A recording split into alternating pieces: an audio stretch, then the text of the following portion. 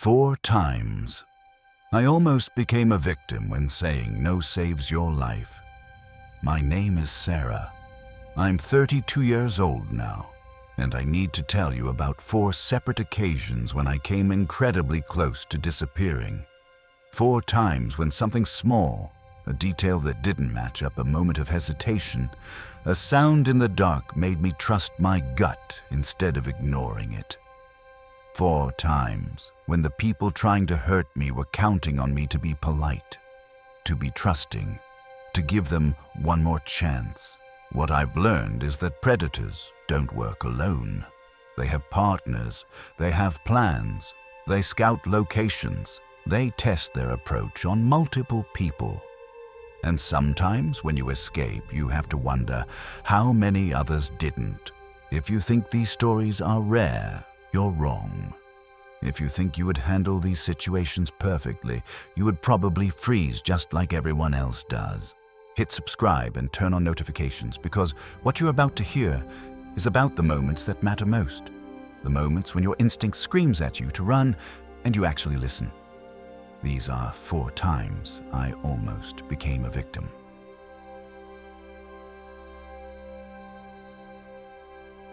Story 1. The Highlands. I was working for the National Trust up in Scotland back then. It was a really lonely job. A lot of it was spent either driving long distances or walking around the Highlands in dire weather conditions. At work, I drove around a big 4x4, but off duty, I had to use my own car, a poor little Nissan Micra that was absolutely crap. I had planned to drive down to England for my mom's birthday. My boyfriend and I had this whole big thing planned. I was going to drive down in the morning, help get things set up, then go pick Mom up for the big surprise. I was massively excited about it, and massively confident that my mom would be over the moon. What I wasn't confident about was whether my poor little Nissan would get me there without giving me trouble. I was driving through the Highlands, the absolute arse end of nowhere, and the engine started making some really unhealthy noises. I pulled over to the side of the road, but I couldn't work out what was wrong. I thought maybe I'd be able to get it to a garage and just be a little bit late. But when I got back in my car and tried starting it up again, nothing happened. The engine was trying to turn over, but it just never came to life, no matter how hard I tried. No matter what little tricks I pulled, I just couldn't get the car to start. These days, I would have just pulled up an app and had a mechanic out for repairs within an hour. But back then, in the age of flip phones and spotty mobile reception, breaking down in the middle of nowhere was a huge pain. I tried the engine a few more times, while mentally preparing myself to actually get out and walk. This was in the middle of November, by the way. So it was absolutely freezing. But the Highland gales meant the idea of walking anywhere was grim beyond belief. I fought it for as long as I could. But in the end, I fastened up my coat, whacked on my hat and gloves, and got out of my car to face the cold. The plan was to walk to the nearest anything, hopefully something with a phone, or someone capable of engine repairs. But then, no sooner had I started walking when a car suddenly appeared in the distance. Each side of the road was lined with trees. The road kind of snaked off into the distance, so the car's appearance took me by surprise. I actually said a prayer to myself that whoever it was would pull over for me. And when they did, I thought my prayers had been answered. But at the risk of sounding melodramatic, I don't think it was God that answered my prayers that day, rather than his opposite number downstairs. The car pulls over, and this quite friendly-looking middle-aged man rolls down the window and asks if I'm all right. I explained the situation, telling him where my car is. He says that depending on how bad the damage is, he might be able to get his mate to come and fix it on the cheap. I just about danced a little jig. I was so happy. Then he invites me into his car and gives me a lift back to mine. We made a bit of small talk. I noticed his English accent. We both swapped stories explaining why we were both up in Scotland. After we pulled up behind my car, he pulled out his mobile and started texting someone, apparently the person who was going to come fix my car. When I asked him, he explained that up in the Highlands it was much better to send texts. With a little signal, you could muster texts were slower in terms of response time, but the message actually went through loud and clear instead of garbled and spotty. He told me not to worry, though. His mechanic friend worked Saturdays and was probably close to a phone. After a minute or so of holding his plastic brick of a phone high above his head, my Highland Samaritan assured me that the text had been received and read. Everything was looking perfect. All I had to do was be patient and hope for the best. Within a few minutes, the kind stranger's phone buzzed. He reported that his mate was on the way. Although he wouldn't be arriving for another 20 minutes or so, 20 minutes I could deal with. If the guy could get me to my mum's surprise party on time, I was willing to give him everything I had in my wallet. But then, as I sat waiting with the bloke still making small talk, I noticed that he changed some minor detail on his story. He told me his business was in one place. Then about 10 to 15 minutes later, he told me it was based somewhere else. I didn't jump on the sudden change. I mean, a business can have more than one branch, can't it? And people misspeak all the time. So, I'm not exactly going to act like Sherlock Holmes with a bloke who's supposedly doing me a favor, am I? That was the first red flag. One I didn't really acknowledge until after the event itself. It was only the second that actually caught my attention. After a brief lull in the conversation, the man asked if anyone was expecting me. He used that exact same phrase too. Expecting you. And I must have given him a funny look or something because he clarified. You know, have you got any plans later? I started telling him about my mom's party, how I'd been planning it for ages, how my whole family expected me to be there. And instead of showing any interest or enthusiasm whatsoever, he sort of nodded and started staring off into the distance, like he was thinking about something. That wasn't what got me, though. It was how he phrased the question. Was anyone expecting me? And then, considering he was apparently just bringing his mate to fix my car and I hadn't heard what they'd said to each other, it all added up to a really bad feeling in the pit of my stomach. Call it a woman's intuition. But I knew I had to do something, anything to try to get ahead of what I feared the most. I asked the guy how long his mechanic friend was going to be. After his long and contemplative stare, he snapped right back into his friendly mode. He checked his phone and told me it seemed like it was only going to be a few more minutes. So I put my little plan into action. I told the bloke that I had to grab a few things from my car, just in case it needed a tow or I had to go anywhere. Then I slipped out of his car and walked toward my own. Once I was there, I put on a show of looking for things, but in actual fact, I was delaying time until his mechanic friend arrived. If it was some bloke in broken overalls driving his work van, then yeah, I probably had nothing to worry about. But anything else, and I'd put phase 2 of my plan into action. I kept at it for a few minutes, fishing around for absolutely nothing while keeping my eyes glued to the road behind us.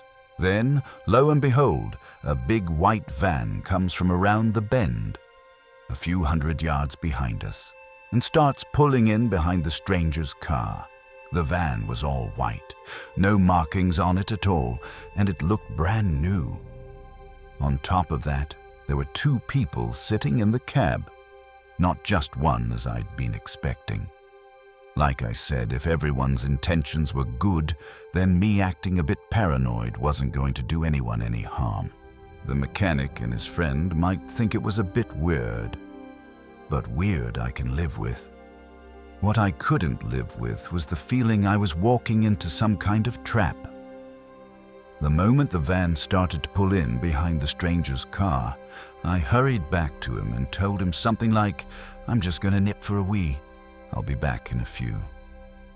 At that, I scurried off into the trees at the side of the road and kept myself crouched and out of sight, as if I was actually having a wee. But in actual fact, I was just watching the seemingly kind stranger and his friends, making sure they didn't have anything planned.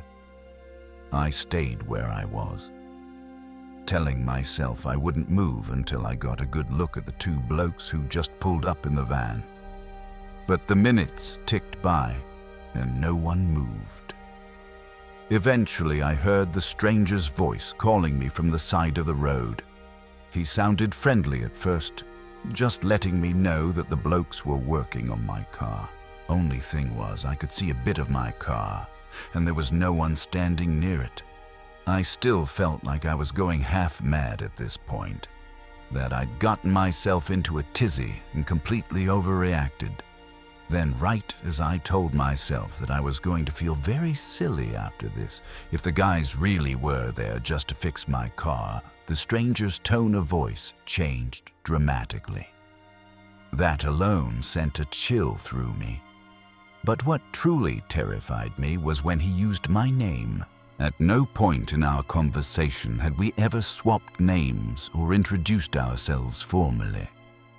I know that sounds mental since I was sitting with the bloke for better part of a half hour, but my mind was on other things. And evidently his was too, because he never bothered to introduce himself either. I know there's always a chance that I let it slip during our chat and just didn't remember it, but I certainly didn't know his name, which made it all the more frightening when he told me to show myself. He made it clear that if I didn't, it wouldn't be good for me, and that I might actually get to my mum's party on time if I just did as he told me. Squatting down among the clump of trees, trying to stay out of sight of those not-so-benevolent strangers, I experienced some of the scariest few moments of my entire life. I didn't think it was possible to get any more frightened than that. But I was wrong. Suddenly, I heard an engine start up, but I knew from how healthy it sounded that it wasn't mine. The next thing I see, the stranger's car drives off. Not the van. The first stranger who picked me up. I thought that might mean the van was about to drive off too. So I poked my head out from behind the trees a wee bit to get a better look. That's when I see a man wearing a balaclava, walking through the trees with his head on a swivel, like he was searching for me. Remember what I said about being wrong regarding how scared I could be? I can actually remember most of what happened after that, but after seeing that guy in his mask quite obviously searching for me, my memory actually gets a bit spotty. I know I just ran, faster and harder than I ever ran in my life. I remember being sick when I couldn't run any further. I remember many cars passing me before a driver finally bothered to stop to see if I was actually okay. I also remember being frightened out of my wits that the first stranger and the guys in the van would come across me. But thankfully, that didn't happen. Instead, I was driven to a police station where I gave a statement. After that came a trip to a mechanic, which resulted in me finding out my car wouldn't be roadworthy for at least 24 hours. After that, I got a room at a bed and breakfast, got myself a late lunch, then cried on the phone to my mum up in my room. I think it was the single worst day of my life. I let my mom down. I had to dip into my savings to pay for engine repairs. It was just a complete nightmare of a day. And to top it all off, I almost got kidnapped or murdered as well. I was able to give a really detailed description of the first guy, along with what car he was driving. But as for the other two men, I didn't have much to say aside from what their van looked like. The police promised they would do all they could. They even got the first guy in for questioning, but given that he hadn't actually broken any laws, they were unable to charge him with anything. The police had asked him about the masked men in the white van, but he just claimed he didn't know what they were talking about. According to him, he tried to do a favor for a young woman whose car had broken down. And the next thing, she's off into the woods in blind panic. They let him go. But I know he was involved in it, and I know he only let me see his face because he thought it was a done deal. But if that's the case, how many other women and girls have his tactics worked on? And that's the thought I find myself living with after all these years. Story 2. The Rest Stop. This happened when I was in college. It was early 2000s. I was going to college in South Florida and lived with my family in my hometown in the Panhandle. It's about a 7-hour drive up through Central Florida to get between my school and my house. So I mostly went home just for the holidays. It was the Thanksgiving of my junior year. I was excited that I had been able to rearrange my midterms to leave campus 3 days ahead of everyone else. I was expecting to beat the masses of traffic. I was hoping for a quick trip back home. My roommates wanted to have one last meal together before we all left for break, so we all met up at the campus dining hall around 4. And I set off on my journey around 5:30. Around 10 at night, I was just a bit more than halfway there. I always stopped at this mom-and-pop diner by the side of the highway to grab some food, use the restroom, and call my dad to let him know I was okay. I didn't have a cell phone back then, but when I got there, unfortunately, the place had gone out of business. I was a bit bummed out that I wasn't going to be able to get my chocolate chip pancakes. I just kept going. There really wasn't much built up around there at the time. So when I saw signs for a rest stop in this bum town called Alatra, I parked directly under the streetlight for safety, used the facilities, called my dad on the payphone, everything normal. I didn't see anyone else there except for a very exhausted-looking woman who asked me for directions. She said she was with her husband and 2 small children, and they had made a wrong turn trying to get to Disney. Alachua is about 150 miles from Disney World, so I left the rest area and was walking back to my car when I noticed something that made my stomach drop. A beat-up, unmarked, bluish-gray work van, parked very close to the driver's side door of my 1995 Honda Civic. I thought, yeah, okay, that's pretty weird. Of course it had Florida tags on it, so it couldn't have been the lady I talked to before. I distinctly remembered she said she was from Virginia. I turned around and hightailed it back to the rest stop, running directly into some random middle-aged guy who had 2 little boys with him. It turns out that it was his wife that I had spoken to before. She emerged from the bathroom a second later. I told him what was going on with the van, how I didn't know what to do. He said that he would go and check it out. So he left the kids with his wife, then walked up to the driver's side door of the van. He stood there for a moment before speaking. His voice awkwardly quivered, but I could hear him yelling from where we were standing about 100 feet away. Excuse me, gentlemen, we've already called the police, so I'm going to have to politely suggest that you get out of here.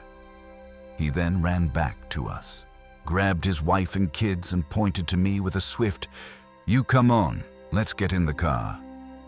Now, and we all ran back to his car together. Very confused, I was sitting in the back seat of a stranger's SUV while he went and used the payphone, presumably to call the police. Meanwhile, the van pulled out of there. I had never seen someone get out of there quite like that. They ran up onto the curb on their way out. They burned rubber. It was almost comical how fast they left. The cops got there, and I found out what had happened. The man went to check out the van. He could see inside pretty well because I had parked under the street light. The first thing he noticed was that all the seats except for the driver's seat had been removed.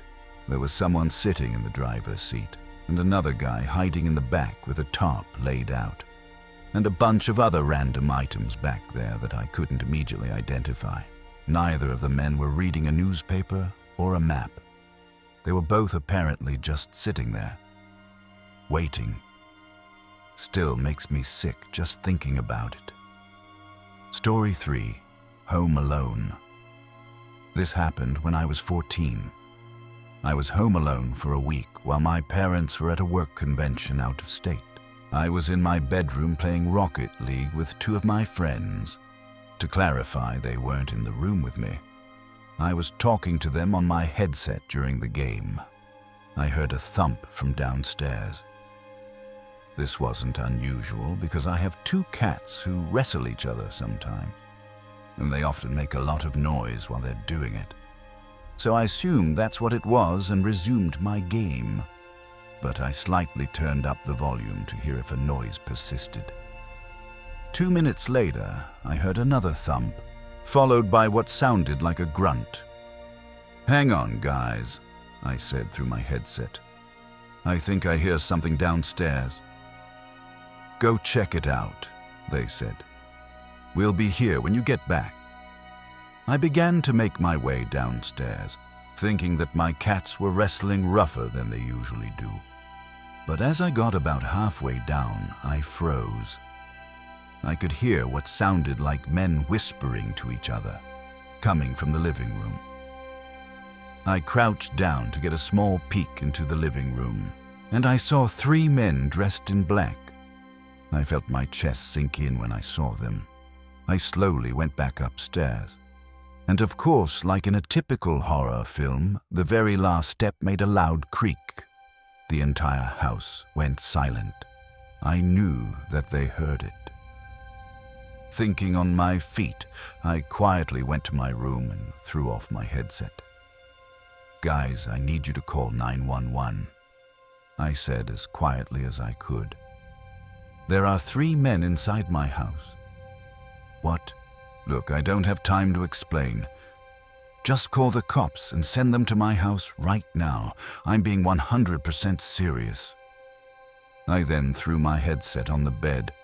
I could hear footsteps coming up the stairs. I had to think fast. I knew that if I locked myself inside my room, they would know where I was. So I closed the door and snuck over to my parents' room, leaving the door open so they wouldn't think to check it. I know the logic is flawed, but I had to think fast. 5 seconds later, I heard a pair of heavy boots hit the wooden floor, accompanied by 2 more sets. I then heard them get louder as they came down the hall and stopped outside my bedroom. I heard pounding on my bedroom door, followed by a deep voice saying, "Open up, kid, before I take this door down." I lost my nerve and made a rash decision. I made a break from my parents' bedroom window and slid it open. I must have made a lot of noise while doing it because I heard the footsteps coming toward my parents' bedroom now. I looked over my shoulder and saw a dark figure appear in the doorway. The man yelled as he ran toward me. At this point, I tried jumping out of the window, but the man grabbed one of my ankles. Luckily, I was able to move my feet and slip out of my shoe, and I fell into the small roof above my back porch. The man at the window jumped after me. I remember seeing a pair of boots coming right at me. I swear the man's feet would have gone right through me if I hadn't rolled off the roof at the last second. I landed awkwardly on my left ankle, but otherwise, I was okay. During all the commotion, one of the men ran downstairs to cut me off. Limping on 1 foot, I made it to the backyard gate before the man grabbed me and threw me to the ground. I tried to yell, but the man covered my mouth with his hand as the 2 other men climbed down from the window. The 3 of them began pulling me back into the house, but before they could get me through the door, I heard the sound of police sirens closing in. The men all looked at each other. They dropped me and ran toward the back gate. I limped my way to the front door and yanked it open. "Hey!" I yelled at the police officers. "They're in the backyard." 3 of the officers ran toward the backyard while another helped me to one of the police cars. They managed to catch one of the assailants while the other 2 made it over the fence. They threw the man into one of the cruisers as I was giving my statement. Soon, the 2 friends I was playing online with pulled into the driveway on their bikes. "Hey Gabe, are you okay?" they asked. "Yeah, I'm all right. Thanks for calling the cops for me." The man that was caught was charged with burglary and attempted kidnapping. I'm thankful that I managed to escape with only a sprained ankle.